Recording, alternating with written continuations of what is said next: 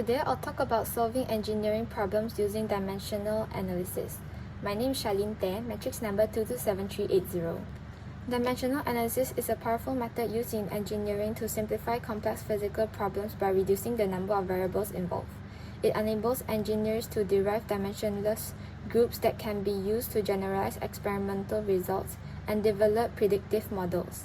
This approach is especially valuable in fluid mechanics, where interactions between variables like velocity, density, viscosity, and geometry affect system behavior.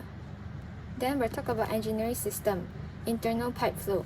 Pipe flow is an ideal candidate for dimensional analysis because it features multiple interdependent variables and established dimensionless groups like the Reynolds number and the friction factor, which play a key role in predicting flow behavior and evaluating system performance.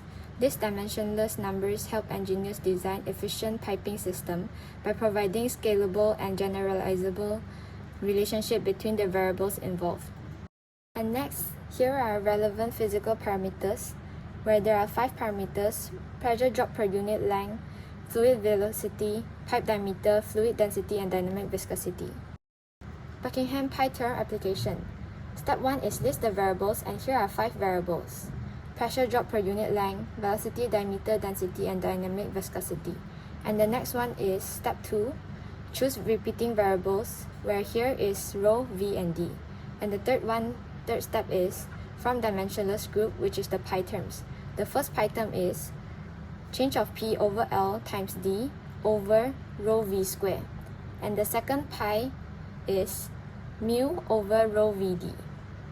So for the interpretation, friction factor is F equals to change of P over L times D over rho V squared. And for the Reynolds number, it is equals to rho Vd over mu.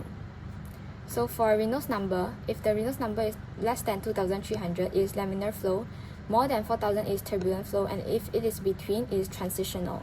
For friction factor, it is essential for sizing pumps, estimating energy costs, and ensuring safe pipeline designs. Transporting crude oil through pipelines over long distances is a real-world engineering challenge. Crude oil is very viscous, so it takes a lot of energy to pump it. To reduce this energy while keeping the oil flowing steadily, engineers use dimensional analysis, especially the Reynolds number. The Reynolds number helps us understand the type of flow.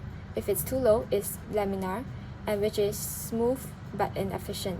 If it's high, we get turbulent flow, which can actually be more efficient in this case. So how do engineers control the Reynolds number? They can adjust velocity of the oil, diameter of the pipe, and temperature, which affects the oil's viscosity. Because Reynolds number is proportional to the pipe's diameter, even a small increase in diameter can shift the flow from laminar to turbulent.